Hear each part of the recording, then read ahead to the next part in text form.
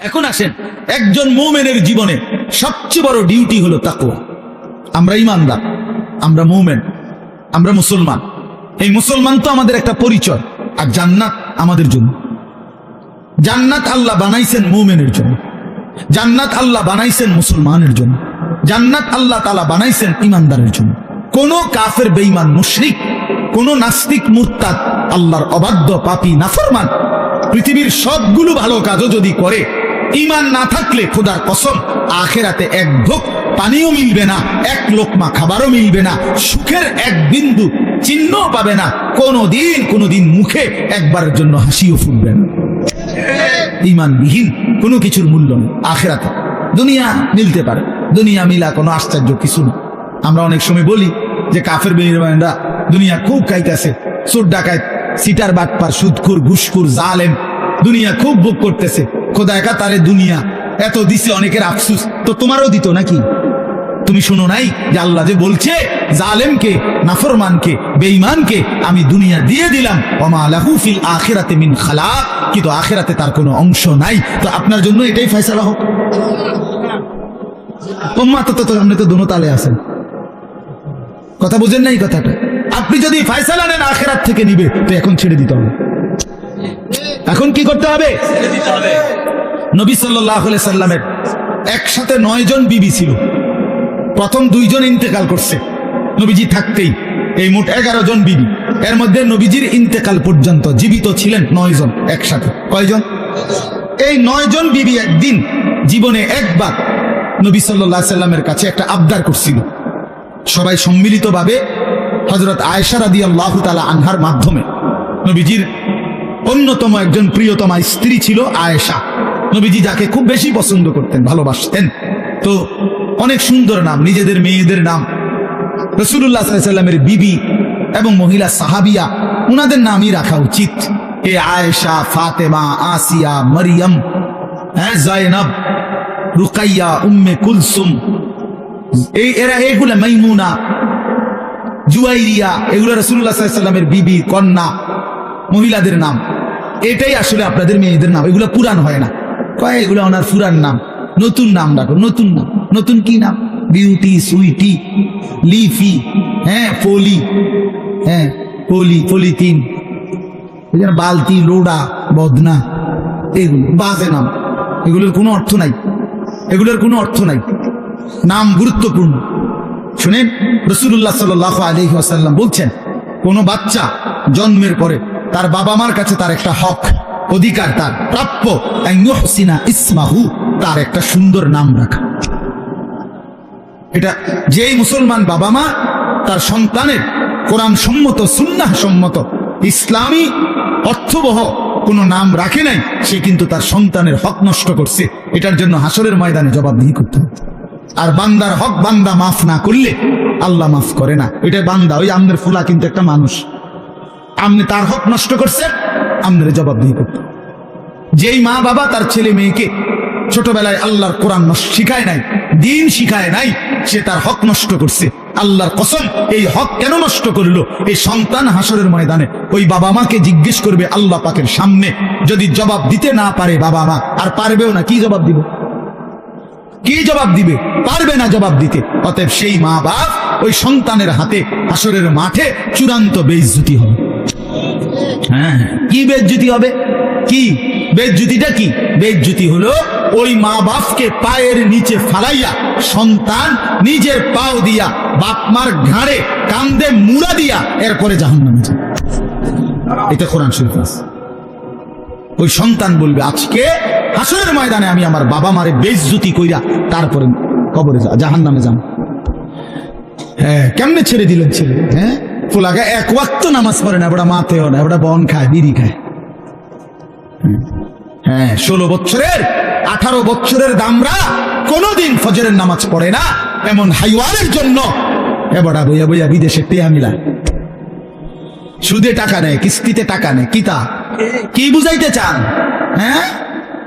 এমন নাফরমান সন্তান যে একটা সেজদা দেয় না মালিকের, এত বড় অসভ্য, এত বড় নির্লজ্জ, এত বড় বেহায়া, এত বড় নাফরমানের জন্য এক ইমানদার বাবার কোনো মহব্বত থাকতেই পারে না। আগে বুঝাপড়া করেন তার লগে, বেটা বিদেশ পরে, বেটা তোর চাকরি পরে, বেটা তুই আমার মালিকের সেজদা দিবি কিনা সেটা বল, বেটা তোর লগে আমার কিসের সম্পর্ক? হ্যাঁ, কোরআন শরীফের আয়াত শুনবেন। নূহ আলাইহিস সালাম যখন ওনার ছেলে, ওই বেঈমান ছেলেটার জন্য পানিতে ডুবে যাওয়ার সময় দোয়া করছিল যে আল্লাহ আমার সন্তান ও তো ডুবে যাচ্ছে, কোরআন শরীফে আছে আল্লাহ পরিষ্কার বলছে, ইয়া নূহ ইন্নাহু লাইসা মিন আহলিক, হে নূহ সাবধান, আর বলবা না এটা তোমার সন্তান নয়, এটা তোমার সন্তান নয়, ইন্নাহু আমালুন গায়রু সালিহ। আল্লাহ কোরআনে বলছে সূরা হুদের মধ্যে যে এটা বেআমল, আমালুন গায়রু সালিহ, এটা বেআমল সন্তান, আর বেআমল নাফরমান মুমিনের সন্তান হইতে পারে না। এই জন্য তোমরা মনে রাখো ছেলেরা, এই যে কয়জন আসো বেনামাজি অপদার্থ, তুমি মনে রাখো তুমি মুসলমানের বাচ্চা না। আমি বললাম মনে রাখিস না ফরমান, তুমি কোন মুসলমানের বাচ্চা না। বলে তো আমি কার সঙ্গে? তুমি লাওয়ারিস, তুমি বেওয়ারিস, তোমার কোনো বাবা নাই, তোমার কোনো মা নাই। হ্যাঁ, আল্লাহ কোরআনে বলছে ফালা তাসআলনি, কি বলছেন আল্লাহ? যে সাবধান, এমন নাফরমান সন্তানের জন্য আমি আল্লাহর কাছে কিছু চেয়েও না। হাত উঠাইবে না, হাত নামাও, নামাও। তাফসীরের মধ্যে আছে নূহ আলাইহিস সালাম সাথে সাথে হাত নামায় ফেলছে এবং আল্লাহর কাছে দোয়া করছে, আল্লাহ আমি খেয়াল করি নাই, আপনি আমারে মাফ করে দেন। হ্যাঁ, এই জন্য প্রিয় সন্তান মনে রাখো, তুমি ইমানদারের সন্তান হবা সেদিন যেদিন তোমার কপালে সেজদা হবে। বেহায়া বেনামাজি আল্লাহর নাফরমান, 24 ঘন্টা নারী ছবি, অশ্লীল দৃশ্য, মদের আড্ডা, জুয়ার আড্ডা, উলঙ্গ ছবির আসক্ত। আরে নাফরমান, তুমি কোনো মুসলমানের ঘরে জন্ম নাও নাই, তোমার কোনো পরিচয় নাই, তোমার কোনো আত্মমর্যাদা নাই, আত্মসম্মান নাই। এই জন্য বললাম, আল্লাহ তাআলা বলছেন বান্দা আমার মাকসাদ তোমার আমি মুত্তাকি বানাবো, আমি তোমার জান্নাত দেব। জান্নাত বানানোই হয়েছে মুমিনদের জন্য। কার জন্য? আখিরাত তৈরি করা হয়েছে মুমিনের জন্য, আমাদের জন্য জান্নাত, ঈমানদারের জন্য জান্নাত। অতএব লাআল্লাকুম তাত্তাকুন, আল্লাহ তাআলা বলেন ঈমানদার আমি আল্লাহ তোমাদেরকে রমজানে রোজার মাধ্যমে মুত্তাকি বানাবো।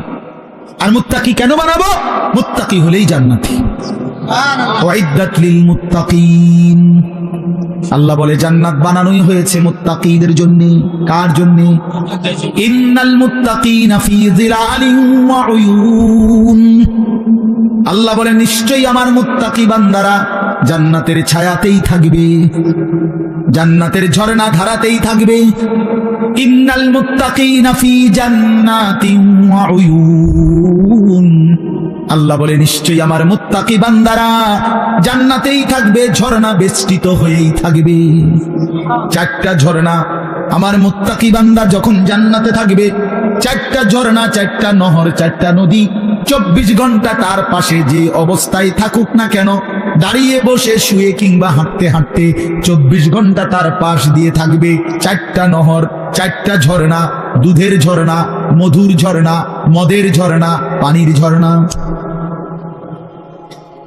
দুধের নহর, মধুর নহর, মদের নহর, পানির নহর, 4টা 24 ঘন্টা। আমি এখানে আমার পাশে, আপনারা সেখানে আপনাদের পাশে।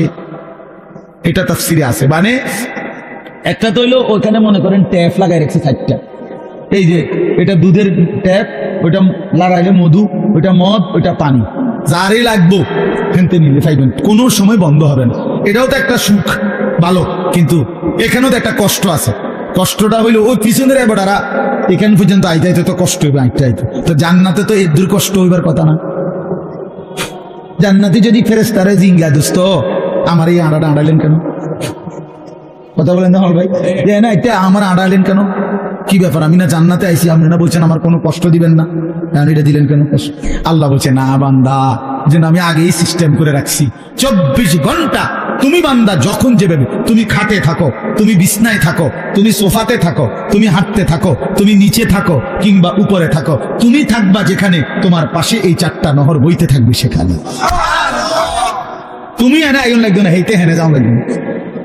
সুবহানাল্লাহ, এইটারে কয় আর কি জান্নাতিন তাজরি মিন তাহতিহাল আনহার।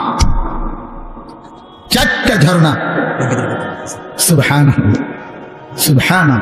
4টি ঝর্ণা বইতে থাকবে, 4টি ঝর্ণা বইতে থাকবে, 4টি ঝর্ণা বইতে থাকবে।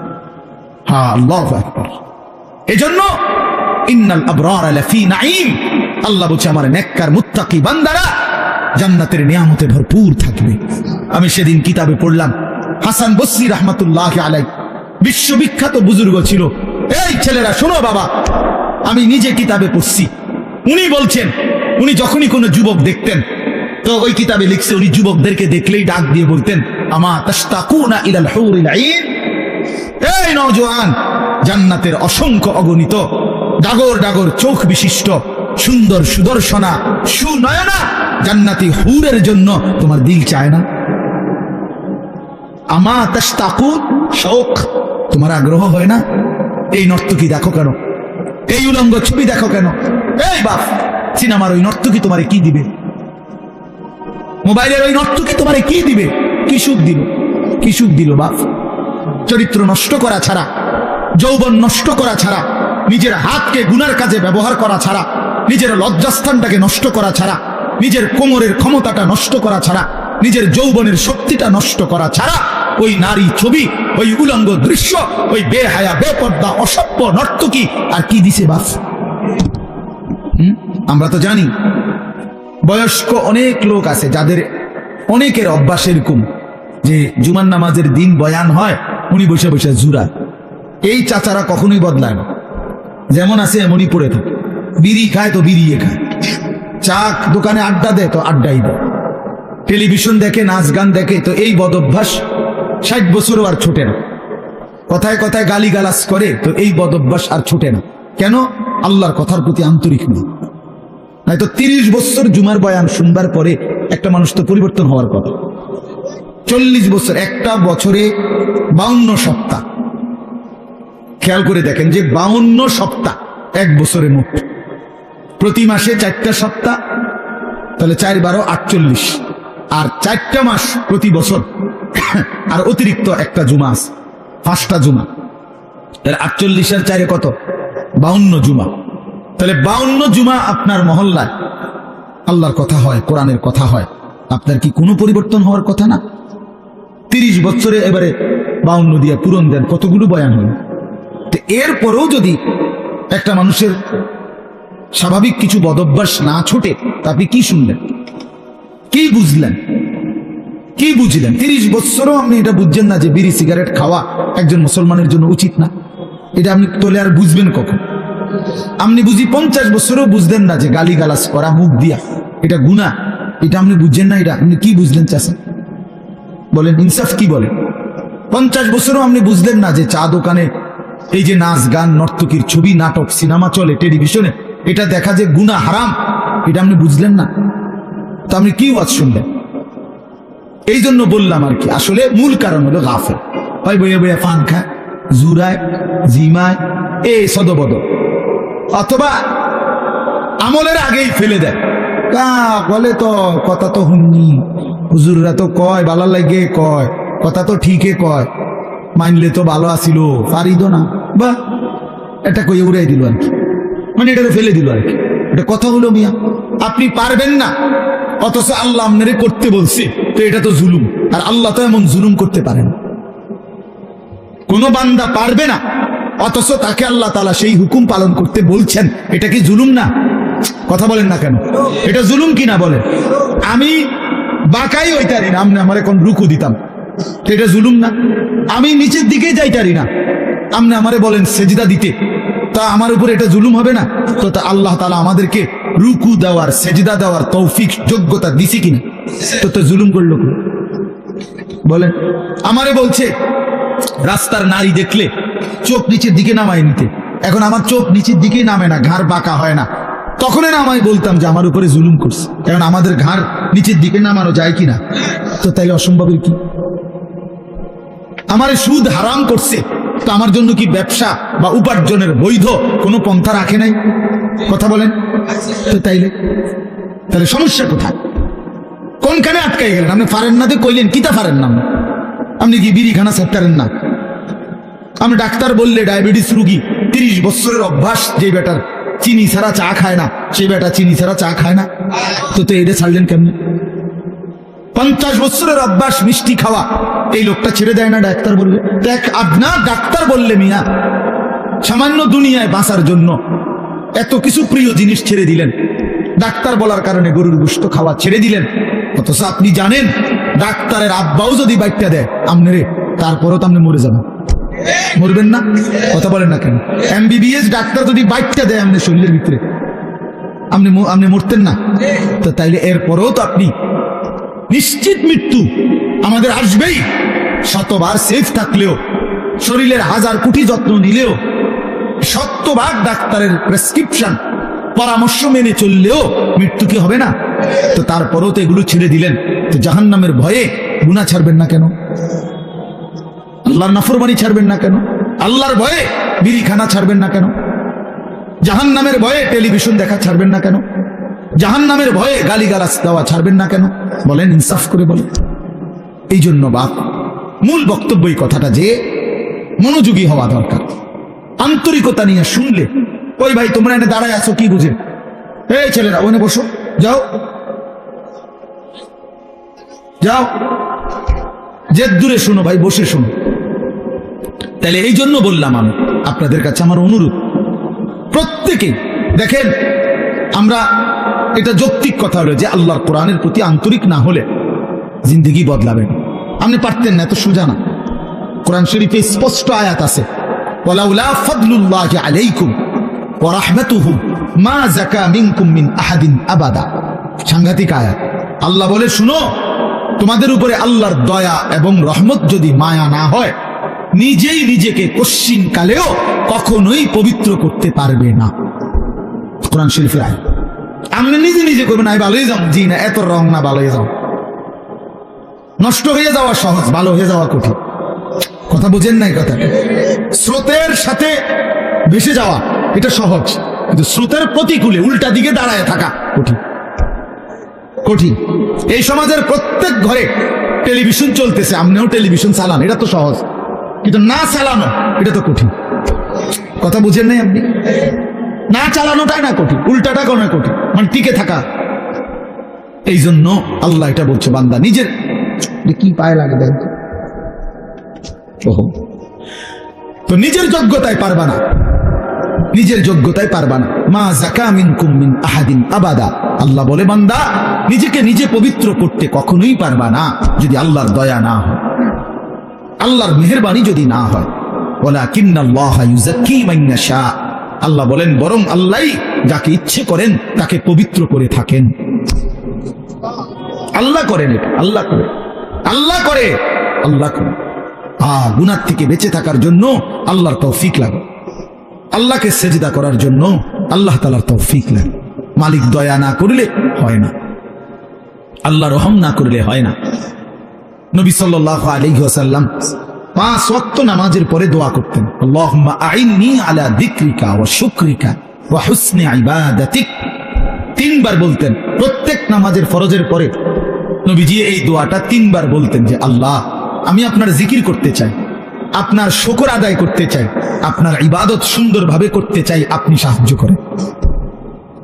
এই যে আল্লাহর কাছে চাইতে হয়, আল্লাহ আমি সেজদা দিতে চাই ঠিক মতো, রুকু দিতে চাই সুন্দর মতো, কোরআন পড়তে চাই সুন্দর মতো, আপনাকে মানতে চাই সুন্দর মতো, আপনাকে ডাকতে চাই দিন রাত।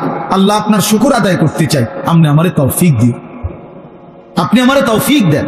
আল্লাহ যোগ্যতা না দিলে বাপ পারবেন না, পারবেন। আমি একবার পাও ভাঙছিল 2021 সালে, 6 মাস আমি মাটিতে সেজদা দিতে পারি নাই, বসে বসা ইশারা রুকু সেজদা করতেছে। তো এই যে আল্লাহ তাআলা তৌফিক ছিনাই নিল, তা আমার কোনো ক্ষমতা ছিল সেজদা দেওয়ার?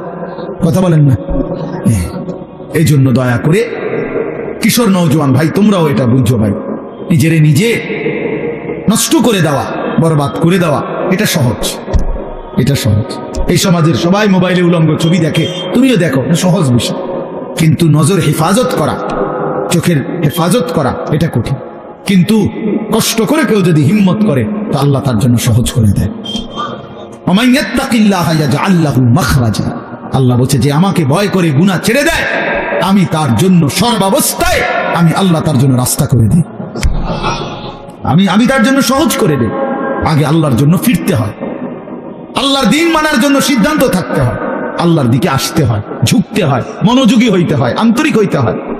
আপনি যদি বলেন যে কোরআন আমার জন্য, ইসলাম আমার জন্য, আমি আমার রাসূলকে নারাজ করব না, আমি আমার আল্লাহকে নারাজ করব না, আমি দিন মানবই মানবো, খোদার কসম, এমন একটা মজবুত সিদ্ধান্ত নিয়ে বান্দা এক বিগত যদি আগায়, তো আল্লাহ তাআলা রহমত নিয়ে বান্দার দিকে এক হাত আগায় আসবে।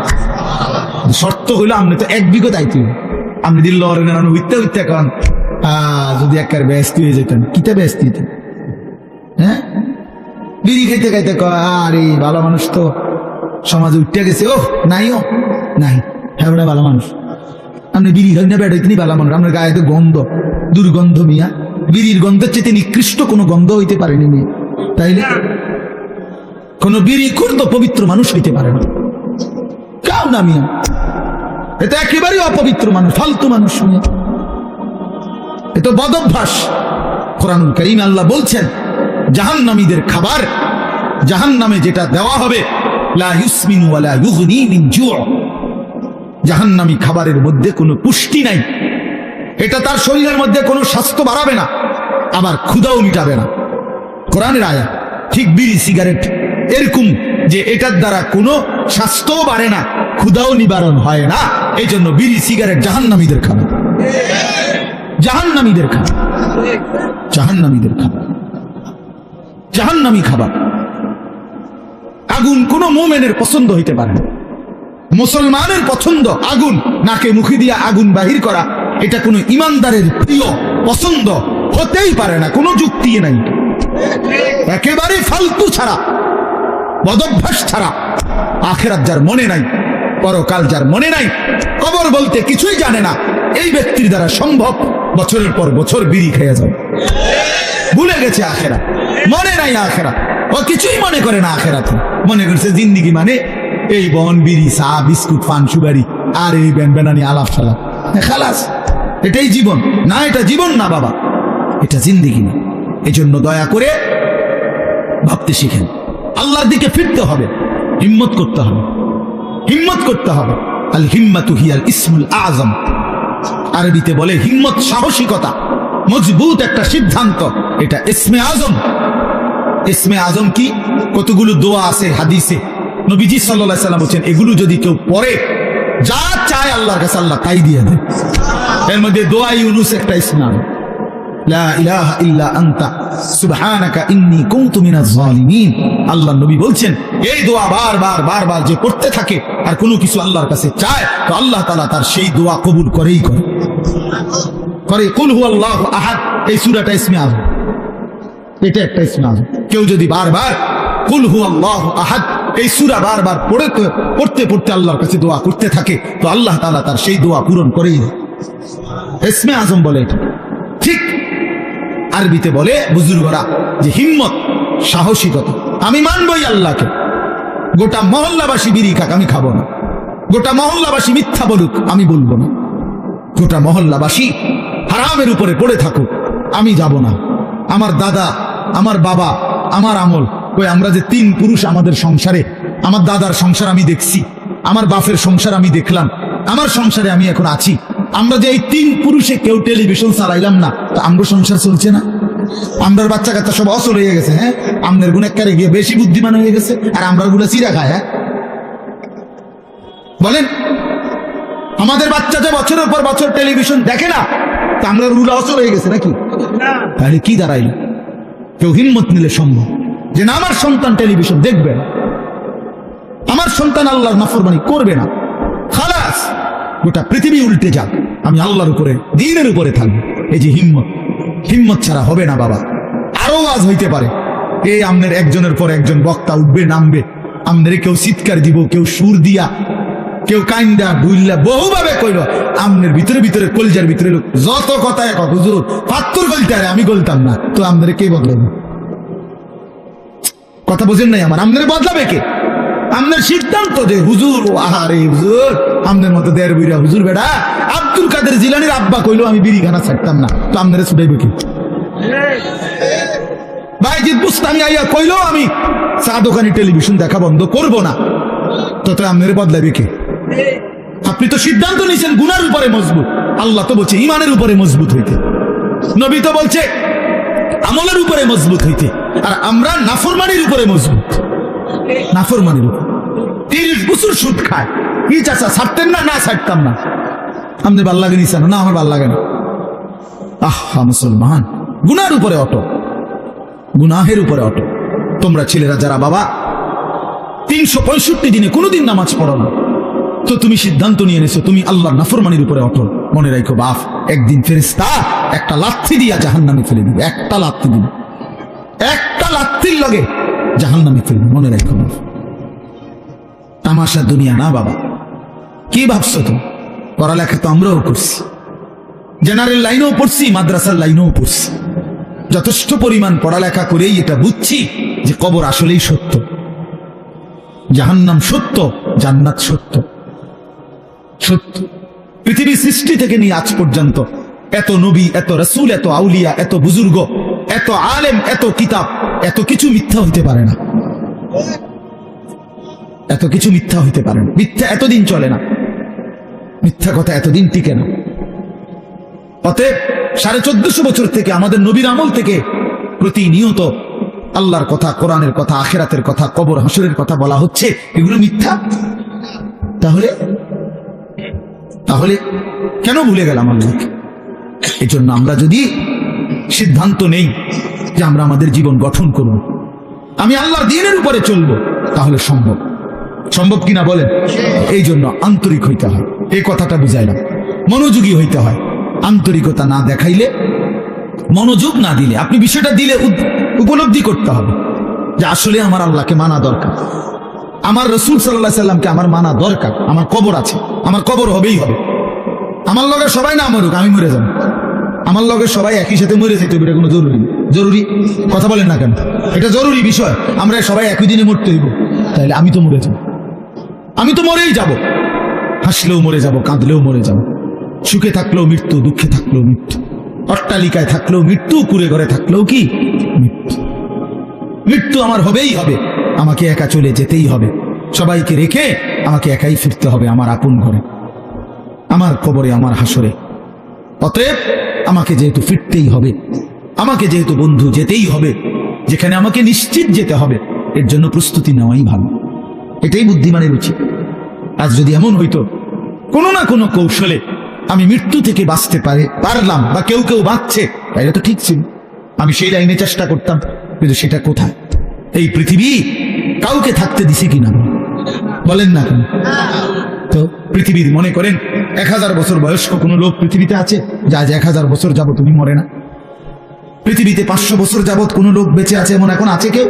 তো তাহলে এই পৃথিবীর পুরাতন মানুষগুলোকে যেহেতু নিয়ে গেল, আমাকেও নিয়েছে, আমাকেও নিয়ে যাবে। এই জন্য কিশোর নওজোয়ান, এত অল্প বয়সে যদি চরিত্রহীন হয়ে যাও বাবা, বাকিটা হায়াত কি করবা বাপ? বলো ভাইয়া, 16 বছর বয়সে যদি এত নারী, এত ছবি, এত উলঙ্গ দৃশ্য, এত অস্থিরতা, এত অসভ্যতা, এত নোংরা কথাবার্তা, এত নোংরা জীবন, এত অল্প বয়সে যদি এতটা নষ্ট হয়ে যাও, পচে যাও, আহা বাপ, শেষ পর্যন্ত তোমার বয়স যখন হবে 60-50, সেই পর্যন্ত তোমার হালাত কি হবে? কি হালাত হবে? হ্যাঁ, সন্ধ্যা না হইতেই যদি বিরিয়ানিটা পচে যায়, আর সেটা যদি পরের দিন দুপুর পর্যন্ত এখানে ঘরে থাকে, কি পরিমাণ দুর্গন্ধ ছিল। পচা তো গেছে গতকাল সন্ধ্যাতে। তাইলে তুমি যুবক যদি 16 বছর বয়সেই নষ্ট হয়ে যাও, 60 বছর পর্যন্ত, 40 বছর পর্যন্ত তোমার হালাত কি হবে?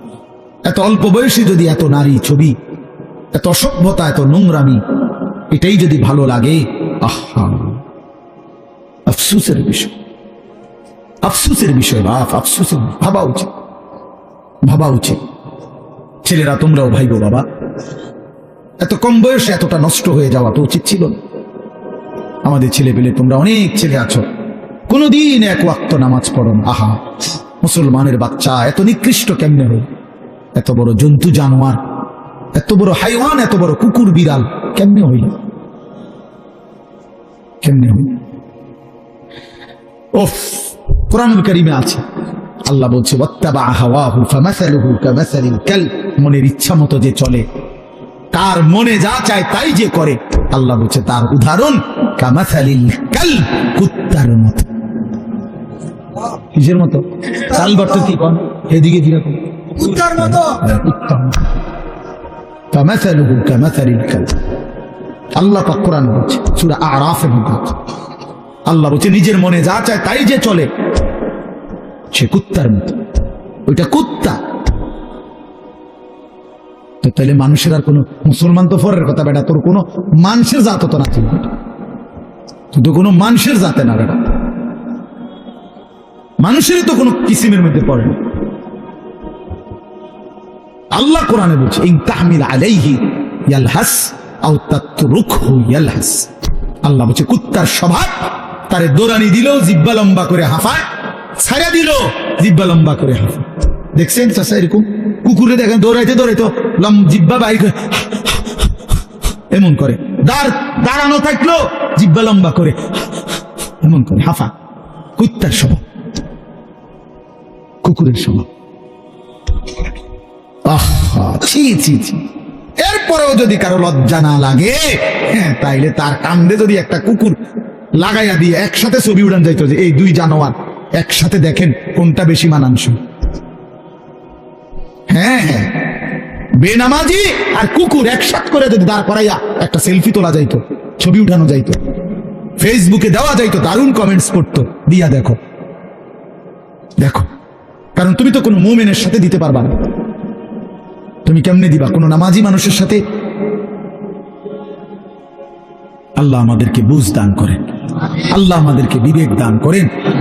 আমরা মনে করাই দিলাম, আমরা প্রতিদিন মনে করাই দিই, প্রতিদিন প্রতিদিন এই এক জিন্দগি, এ ঘুরাফেরা জিন্দগি, ঘুরাফেরা জিন্দগি। কभी आरश पर कभी फरश पर, कभी उनके दर कभी दर बदर, गमे आशिकी तेरा शुक्रिया मैं कहां कहां से गुजर गया।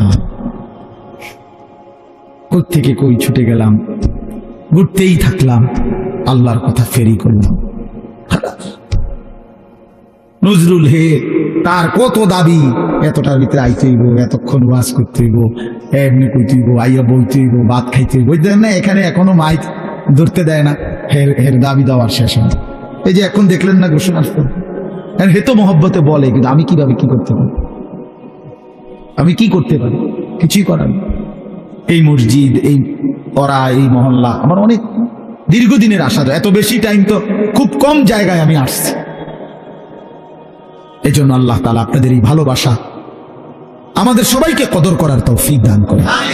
আমরা ইনশাআল্লাহ সিদ্ধান্ত নেই আমাদের জিন্দেগি সুন্দর করব, ঠিক আছে? ইনশাআল্লাহ জীবনটা যদি সুন্দর করার ফয়সালা নেই, আখিরাতের ফিকির যদি করি, আমাদের সামনে একটা বড় সুযোগ মাহে রমজান।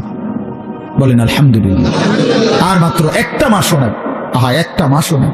আজকে 5 তারিখ চলে গেছে, এই মাস 28 মাস, তাহলে 1 মার্চ সম্ভাব্য রোজা।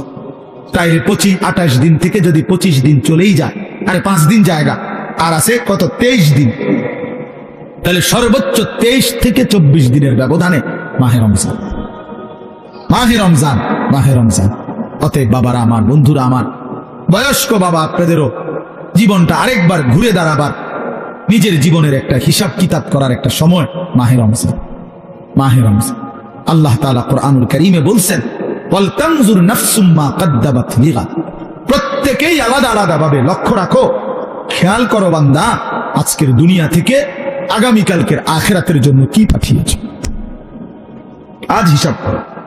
আল্লাহর নবী সাল্লাল্লাহু আলাইহি ওয়াসাল্লাম বলেন, আল কাইয়িসু মান দানা নাফসাহু ওয়া আমিলা লিমা বা'দাল মাউত। প্রিয় ভাই, শোনো ভাই, নবী সাল্লাল্লাহু আলাইহি ওয়াসাল্লাম বলেন, বুদ্ধিমান সে যে তার নিজের হিসাব করে এবং মৃত্যু পরবর্তীর জন্য আমল করে, সে বুদ্ধিমান। কোন নাফরমানকে তো দুনিয়া থাকতে দেয় নাই বাপ, শুধু শুধু আল্লাহকে নারাজ করে কি লাভ? নামাজ ছেড়ে দিয়ে আলাদা বেনিফিট কি? সুদ খাইয়া অভাব মিটে গেছে কার? কিস্তি লইয়া প্রয়োজন শেষ হয়েছে কার? আমি তো জিজ্ঞেসি বহু জনের, বহু মানুষের। আমি তো ব্যক্তিগত ভাবে কত মানুষের এখন না একটু বেশি ব্যস্ত। আগে তো আমি এই রাত্রে বিরাতে চা দোকানদারের লগে বইতাম, কথা কইতাম, রাতের 1টা বাজে 1:30 বাজে মাহফিল থেকে আসার সময় কত মানুষের লগে কথা বলতাম, শুনতাম, জিগাইতাম। কই কারো তো কিস্তি চলে 4টা 6টা, অভাব তো যায় না। আজকের বাজার তো শেষ হয়ে গেছে রাত হইতে, তো কালকে তো আবার বাজার করণ লাগবে, তো প্রয়োজন শেষ হইল কই? কথা বলেন না। সোফা তো বানাইছেন ঠিক আছে, কিন্তু বছর খানিকের মাথার তো বার্নিশ উঠে গেছে, কালা কালা দেখা যায় যে এটা তো এখন বার্নিশ করা দরকার, তো প্রয়োজন শেষ হইল কই? দরজা তো প্লাস্টিকের লাগাইছিলেন বাথরুমে, 6 মাসের মাথার তো সিটকারি ফুরিয়ে গেছে, এন্ডে কদুর ভাঙ্গিয়া গেছে, প্রয়োজন শেষ হইল কই? বলেন বাবা, প্রয়োজন শেষ হইল কোথায়? কই? কোন প্রয়োজনটা, কোন জিনিসটা অক্ষয় হয়ে গেল? না, এমন নাই। হযরত মাওলানা তারেক জামিল সাহেব বলেন, যারা পৃথিবী বিখ্যাত দাওয়াত ও তাবলীগের অন্যতম একজন মুরব্বী, উনি বলছেন যে তুমি যদি মাটিতে ইঞ্জিনিয়ার এনা বলছে মাটি ভালো মজবুত, আপনি এখানে 10 তলা বিল্ডিং করতে পারবেন, বিল্ডিং মজবুত হবে, মাটি মজবুত, মাটির ফাইলিং করতে পারবেন, সয়েল টেস্ট রিপোর্টে মাটি ভালো আসছে মজবুত। কিন্তু উনি বলে আপনি নিজে মাটির একটাবার জিজ্ঞাসা করেন না যে তুমি মজবুত কিনা, তুমি স্থায়ী কিনা। উনি বলে আল্লাহর কসম, যদি বিবেক থাকে, কান থাকে, তাহলে মাটি আপনাকে চিৎকার করে বলবে, এই বন্ধু তুই ভরসা করিল না আমার উপরে, আমি মাটি থাকবো, আমি মাটি থাকবো না, আমি মাটি থাকবো না। ইসরাফিল ফু দিলে ইদা রাজ্জাতিল আরদু রাজ্জা, আল্লাহ বলছে জমিনের মাটি রেজা রেজা, পাউডার পাউডার হয়ে ছিন্ন ভিন্ন হয়েছে। ইজাস সামাউন ফাতারাত, রব্বুল আলামিন বলে আসমান ভেঙে ভেঙে চুরচুর হয়ে পড়বে, যেন কাঁচ ভাঙতেছে। একটা 10 তলা গ্লাস ওয়ালা বিল্ডিং যদি ভাঙে, সবগুলো গ্লাস কি পরিমাণ আওয়াজ হবে বলেন? কিন্তু এত বড় আসমান যদি ভেঙে পড়ে, চুরচুর করে ভাঙতে থাকে, তাইলে কি পরিমাণ আওয়াজ হবে? এজন্য রব্বুল আলামিন বলেন আল কারিয়াতু মাল কারিয়া, সেই বিকট ধ্বনি। আল্লাহ বলেন বন্ধু আপনি জানেন কি বিকট সেই ধ্বনিটা কি? সেটা কিয়ামতের ধ্বনি। এই পৃথিবীর সবচেয়ে ভয়ঙ্কর ভয়ানক আওয়াজ হবে সেদিন ইসরাফিল ফু দিবে যেদিন। সেদিন আসমান ভাঙবে, সেদিন পাহাড়গুলো উড়বে, খাল বিল নদী নালার সব পানিগুলো টকবক করে উতরাইতে উতরাইতে শুকিয়ে যাবে। ইযাস সামাউন ফাতারাত ওয়া ইদাল কাওয়াকিবু তাসারাত, কোটি কোটি তারকারাজি জমিনের মধ্যে খসে খসে পড়বে। আমার হযরত আল্লামা মুফতি মুশতাকুর নবী সাহেব বলে যে ভেবে দেখেন তো, আমরা এখানে নিরিবিলি এখন মনোযোগ দিয়া বসে আছি, হঠাৎ করে এই যে লাইটগুলো, এই শুধু এই লাইটটি একটা একটা করে ঠাস ঠাস করে ফাটতেছে, ভাঙতেছে মনে করেন নিজে নিজে। আচ্ছা কি পরিমাণ দৌড় শুরু হইব? হ্যাঁ, কি এর প্রধান বক্তা আর কি এর বিশেষ বক্তা? কথা বলেন না কেন? হ্যাঁ, বক্তাও তো আরো শ্রোতার আগে দৌড় দিব। বক্তা করবো আমার আরেকটা মাহফিল আছে, আমি আজকে মরিয়া গেলে কালকের মাহফিল কেমন তুমি বলে? তো এই কয়টা লাইট ভাঙলে যদি এমন হয়, তো কোটি কোটি তারকারাজি যখন জমিনে খসে পড়বে, কায়নাতের অবস্থা কি হবে? পৃথিবীর অবস্থা কি হবে? এই জন্য বন্ধু আমার বাপ, মাহে রমজান আমাদের সামনে, মহান আল্লাহ পাক রব্বুল আলামিন আমাদের সামনে কোরআনুল কারীমের আমি যে আয়াতটা পড়েছি, সূরা বাকারা 183 নম্বর আয়াত। এই সূরার 5টা আয়াত, 183, 184, 185, 186, 187, এই 5টি আয়াতে আল্লাহ তাআলা সূরা বাকারায় রমজান, রোজা এবং রোজার গুরুত্ব বৈশিষ্ট্যের উপরে আল্লাহ তাআলা অত্যন্ত গুরুত্বপূর্ণ মৌলিক কথা কোরআনে বলেছে এই 5 আয়াত।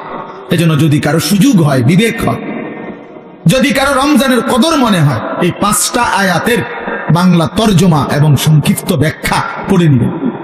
তাফসিরে মাআরিফুল কোরআন আছে অনেকের কাছে, এখান থেকে পড়লেন। তাফসিরে তাওজিহুল কোরআন আছে, কিনতে পাওয়া যায় বাংলায়, পড়ে নিয়েন। অথবা আপনার মহল্লার কোনো মসজিদের ইমাম সাহেব, আলেম সাহেবকে জিজ্ঞেস কইরা আপনি কমপক্ষে এই 5টা আয়াত যদি শুনে নেন, বরকত হবে। কোরআন শরীফে আল্লাহ তাআলা বলছেন 5টা আয়াতে ধারাবাহিকভাবে সূরা বাকারার 183 নম্বর আয়াত থেকে 185-87 এই 5টি আয়াতের মধ্যে আল্লাহ তাআলা মাহে রমজানের উপরে অত্যন্ত গুরুত্বপূর্ণ কথা বলেছে, বিস্তারিত কথা বলে দিয়েছে। আর এই সবটা কথার মধ্যে একটা আশ্চর্য কথা, কোরআন শরীফে এই সূরা বাকারার একটা আজীব জিনিস শুনেন, দেখাইতেছেন।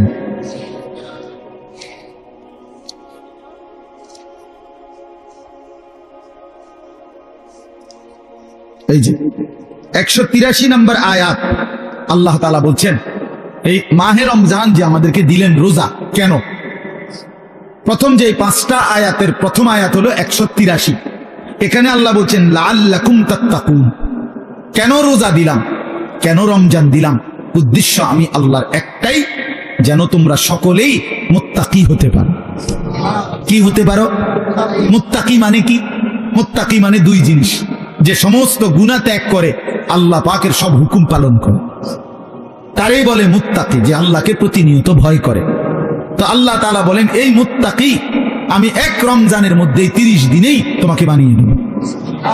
দেখেন 5 নম্বর আয়াত, মানে যেখানে গিয়ে কথাটা শেষ করছে 187 নম্বর আয়াতে, 5টা আয়াত বললাম না, তো প্রথম আয়াতেও কথা বলছে লাআল্লাকুম তাত্তাকুন, আবার 5 নম্বর আয়াত 187 নম্বর আয়াতের লাস্টেও আল্লাহ তাআলা আবার বলছে কাযালিকা ইউবাজ্জিনুল্লাহু আয়াতিহি লিন-নাস, আল্লাহ বলে শোনো আমি আল্লাহ আমার বান্দাদের জন্য মাহে রমজান সম্পর্কিত বিষয়গুলো স্পষ্টভাবে বলে দিলাম, কেন? লাআল্লাহুম ইয়াত্তাকুন, ওই একই কথা, যেন তারা মুত্তাকি হইতে পারে। এক কথা আবার কইছে, একবার প্রথমও বলছে তোমাদেরকে রোজা দিয়ে রমজান দিয়ে আমার উদ্দেশ্য তোমরা যেন মুত্তাকি হতে পারো, আবার বলছে যে 5টা আয়াতে রমজানের বিস্তারিত যাবতীয় কথা আমি আল্লাহ বলে দিলাম। যদি বলি এত বিস্তারিত বললেন কেন, আল্লাহ বলে ওই আগের উদ্দেশ্য লাআল্লাহুম ইয়াত্তাকুন, যেন আমার বান্দারা মুত্তাকি হইতে পারে। এখন আসেন, একজন মুমিনের জীবনে সবচেয়ে বড় ডিউটি হলো তাকওয়া। আমরা ঈমানদার, আমরা মুমিন, আমরা মুসলমান।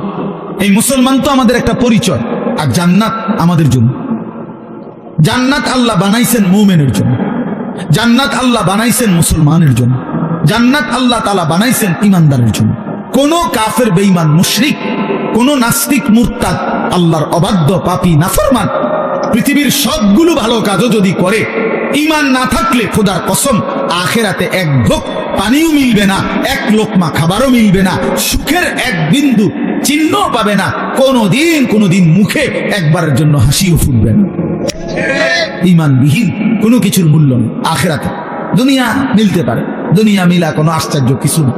আমরা অনেক সময় বলি যে কাফের বেঈমানরা দুনিয়া খুব খাইতেছে, চোর ডাকাত, সিটার বাটপার, সুদখোর, ঘুষখোর, জালেম দুনিয়া খুব ভোগ করতেছে। খোদা একা তারে দুনিয়া এত দিছে, অনেকের আফসুস, তো তোমারও দিত নাকি? তুমি শুনো নাই যে আল্লাহ যে বলছে জালেমকে, নাফরমানকে, বেঈমানকে আমি দুনিয়া দিয়ে দিলাম, ওমা লাহু ফিল আখিরাতি মিন খালাক, কিন্তু আখিরাতে তার কোনো অংশ নাই। তো আপনার জন্য এটাই ফয়সালা হোক। উম্মাত তো আপনি তো দোনো তালে আছেন, কথা বুঝেন নাই কথাটা। আপনি যদি ফয়সালা নেন আখিরাত থেকে নিবে, তো এখন ছেড়ে দিতে হবে। এখন কি করতে হবে? ছেড়ে দিতে হবে। নবী সাল্লাল্লাহু আলাইহি সাল্লামের একসাথে 9 জন বিবি ছিল। প্রথম 2 জন ইন্তেকাল করছে নবীজি থাকতেই, এই মোট 11 জন বিবি। এর মধ্যে নবীজির ইন্তেকাল পর্যন্ত জীবিত ছিলেন 9 জন একসাথে। কয়জন? এই 9 জন বিবি একদিন জীবনে একবার নবী সাল্লাল্লাহু আলাইহি সাল্লামের কাছে একটা আবদার করছিল। সবাই সম্মিলিতভাবে হযরত আয়েশা রাদিয়াল্লাহু তাআলা আনহার মাধ্যমে, নবীজির অন্যতম একজন প্রিয়তমা স্ত্রী ছিল আয়েশা, নবীজি যাকে খুব বেশি পছন্দ করতেন, ভালোবাসতেন। তো অনেক সুন্দর নাম, নিজেদের মেয়েদের নাম রাসূলুল্লাহ সাল্লাল্লাহু আলাইহি সাল্লামের বিবি এবং মহিলা সাহাবিয়া, ওনাদের নামই রাখা উচিত।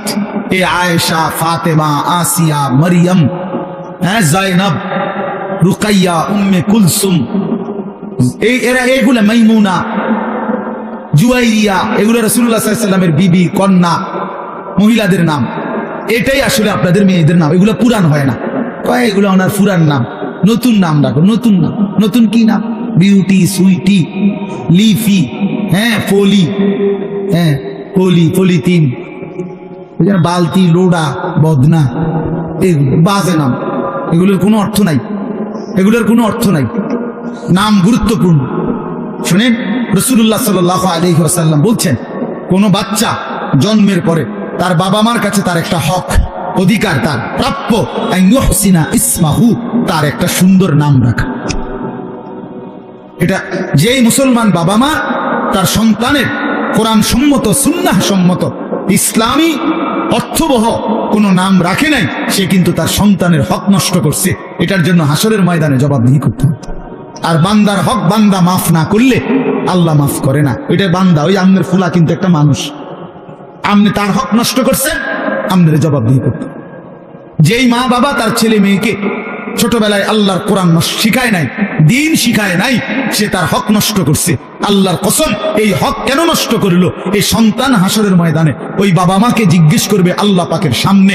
যদি জবাব দিতে না পারে বাবা মা, আর পারবেও না, কি জবাব দিবে?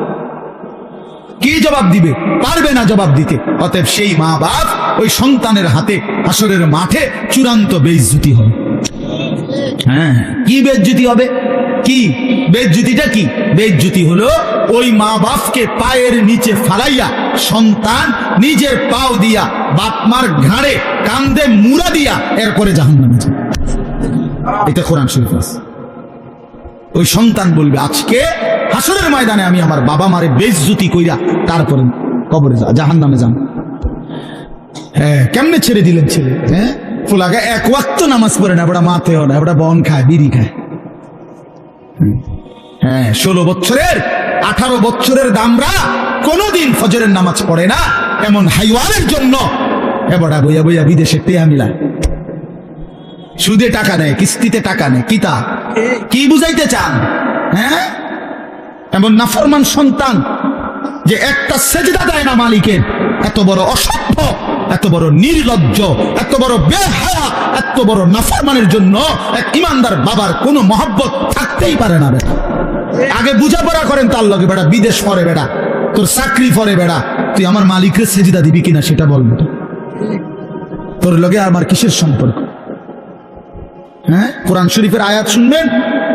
নূহ আলাইহিস সালাম যখন ওনার ছেলে, ওই বেঈমান ছেলেটার জন্য পানিতে ডুবে যাওয়ার সময় দোয়া করছিল যে আল্লাহ আমার সন্তান ও তো ডুবে যাচ্ছে, কোরআন শরীফে আছে আল্লাহ পরিষ্কার বলছে ইয়া নূহ ইন্নাহু লাইসা মিন আহলিক, হে নূহ সাবধান, আর বলবা না, এটা তোমার সন্তান নয়,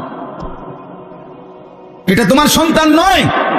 ইন্নাহু আমালুন গায়রু সালিহ, আল্লাহ কোরআনে বলছে সূরা হুদের মধ্যে যে এটা বেআমল, আমালুন গায়রু সালিহ, এটা বেআমল সন্তান। আর বেআমল নাফরমান মুমিনের সন্তান হইতে পারে না।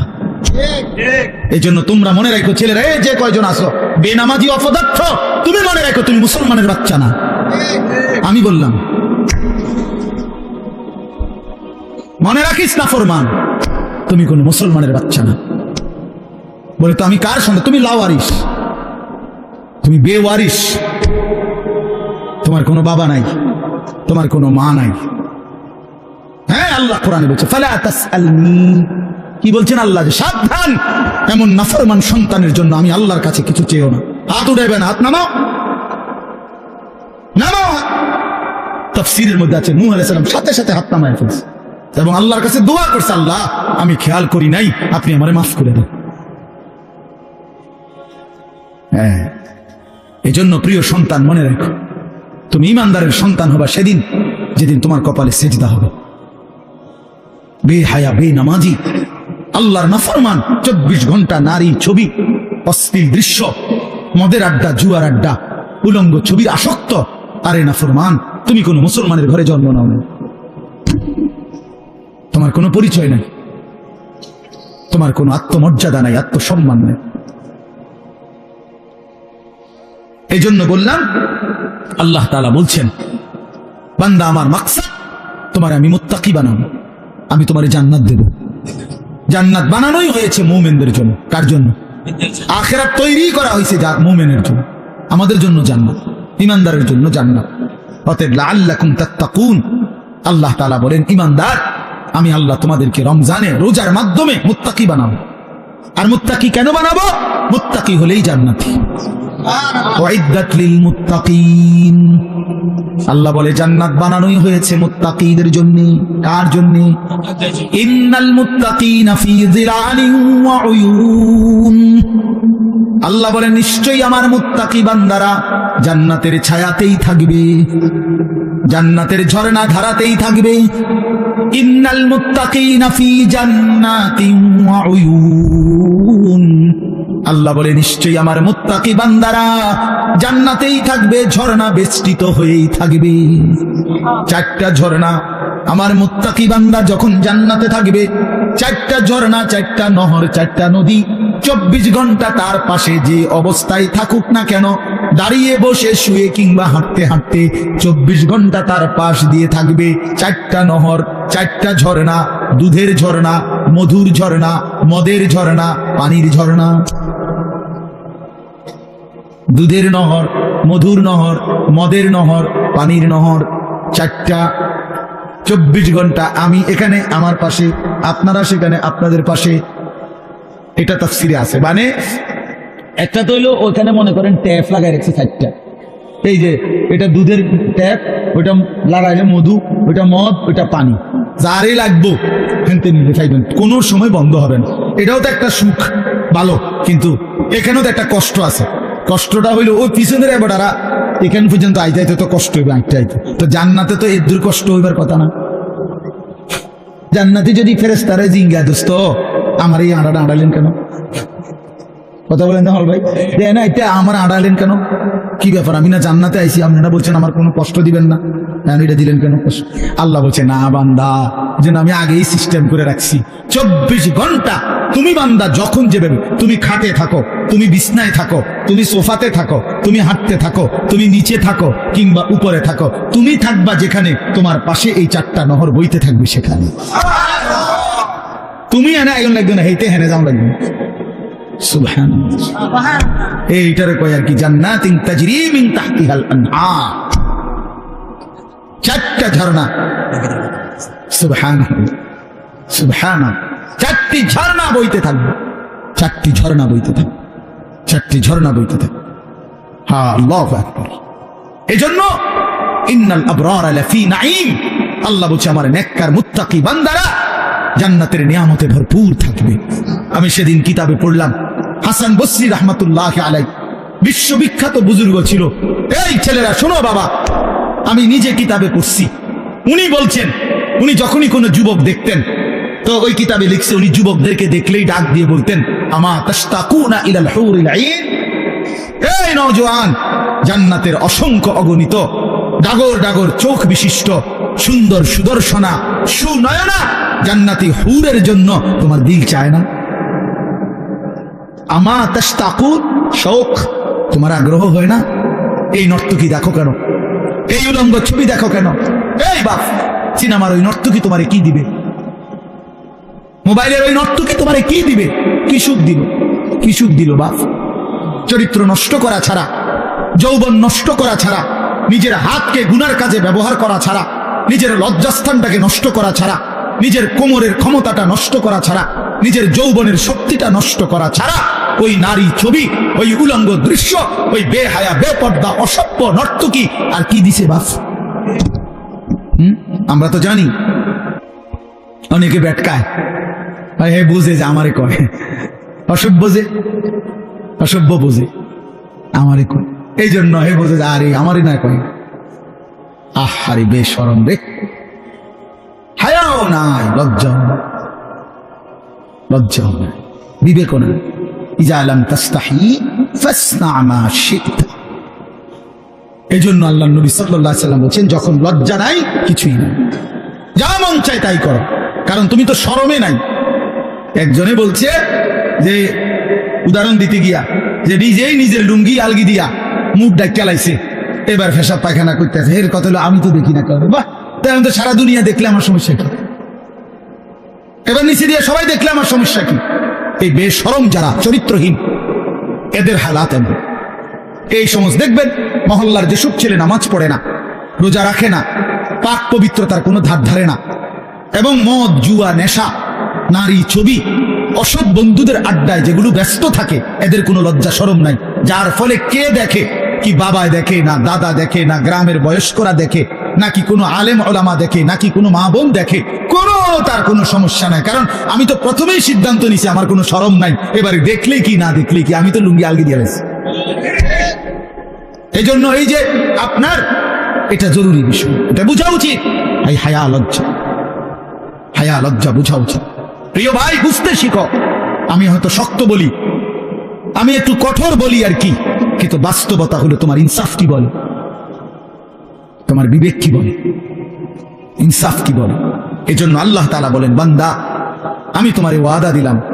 দেখেন আল্লাহ তাআলা বলতে চায় এটা, বান্দা আমি যে কোনো মূল্যে তোমারে জান্নাত দিতে চাই। তুমি না আমার মুমিন বান্দা, ঠিক আছে 11টা মাস, ঠিক আছে গুনায় গুনায় তুমি বরবাদ হয়ে গেছো, 11 মাস আমারে ডাকতে সময় পাও নাই, ঠিক আছে। এখন যদি ভুল বুঝতে পারো তো বান্দা ঠিক আছে, 11 মাস থেকে কমাইয়া আইনা আমি 1 মাস তোমার কাছে সুযোগ চাই, যা 1টা মাস আমারে সুযোগ দাও, 1টা মাস গুনাহ ছেড়ে দাও, 1টা মাস আমার হুকুমগুলো পালন করো, আমি 1 মাসেই লাআল্লাকুম তাত্তাকুন মুত্তাকি বানিয়ে দেব, জান্নাতি বানিয়ে দেব।